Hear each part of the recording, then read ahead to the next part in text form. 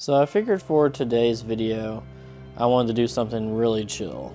And basically I just wanted to sit down and go through some of the trailers and talk about my most anticipated horror games coming up in 2025 and beyond.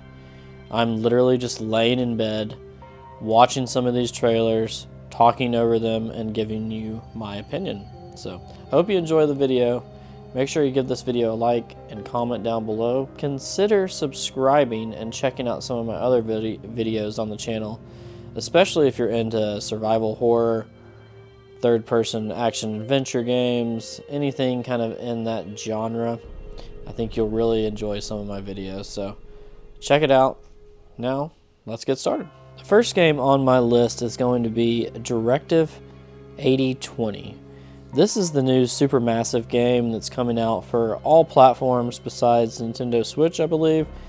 And as of yesterday, it got a release date, which is October 2nd. So, to me, this looks like a very interesting game. You know, it's sci-fi based horror. It's kind of got that Dead Space vibe to it, and it's super massive game. So, obviously, it's going to be a narrative-based game where you're making decisions, and the decisions you make basically dictate the outcome. But I think this game has a lot of potential. I like the environments.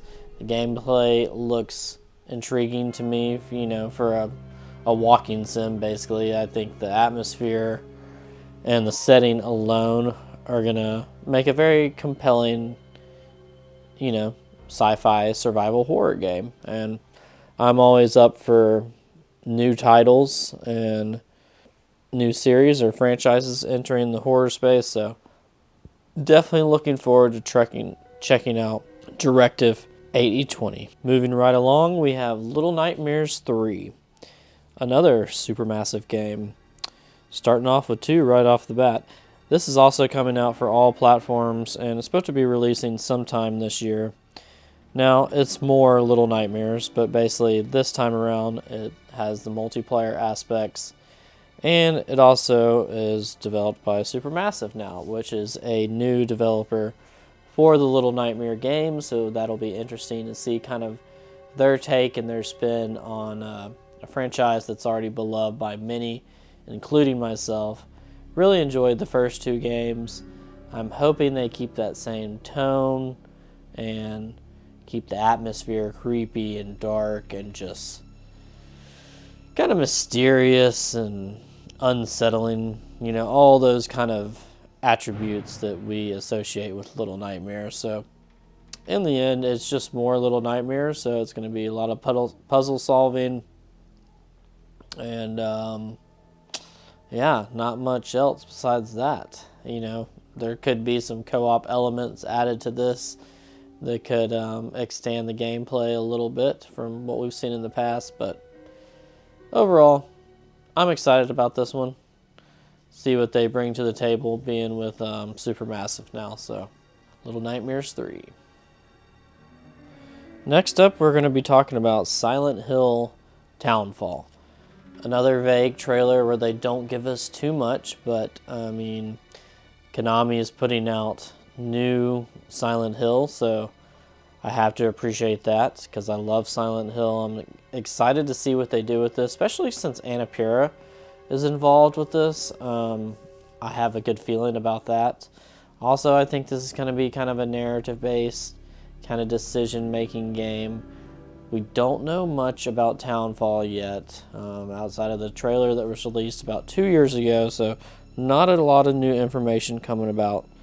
Don't even know what platforms it's going to be on and when it'll get released, but whenever it does, I will be there to check it out because it's Silent Hill.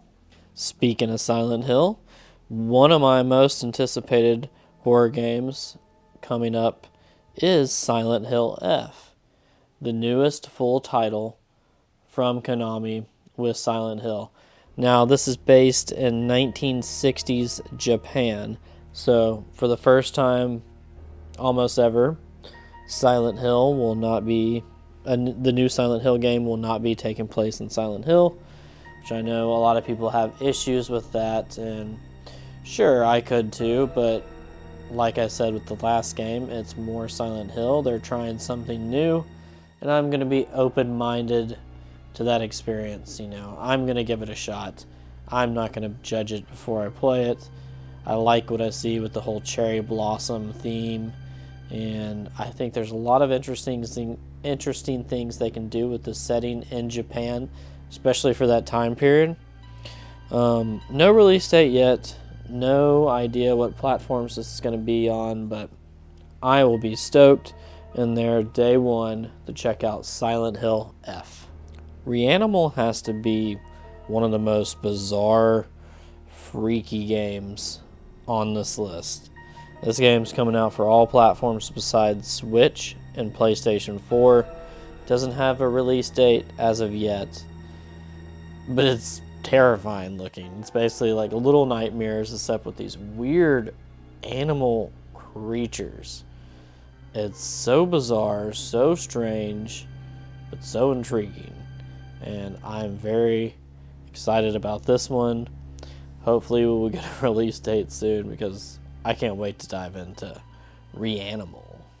Next up we have what is arguably the most anticipated game on this list for me, but it's sitting in this number 2 slot, I guess you could say, because it's coming out in 2026, which we actually saw yesterday at the State of Play. They released like 2 minutes of gameplay footage. Well, not all gameplay, a trailer, basically cinematic trailer. But I am loving what I see out of this. I grew up playing Onimusha. I'm a big fan. I'm just a big fan of Capcom just in general too. I love Resident Evil, and this was just another title I love to explore.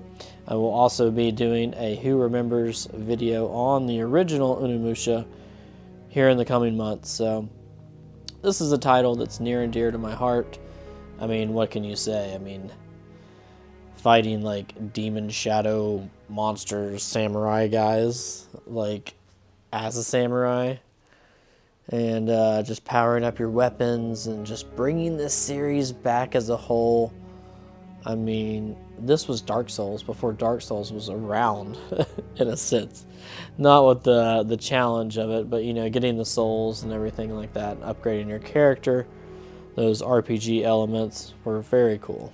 Finally, we have arrived at my number 1 most anticipated horror game releasing in 2025, and that's going to be The Midnight Walk.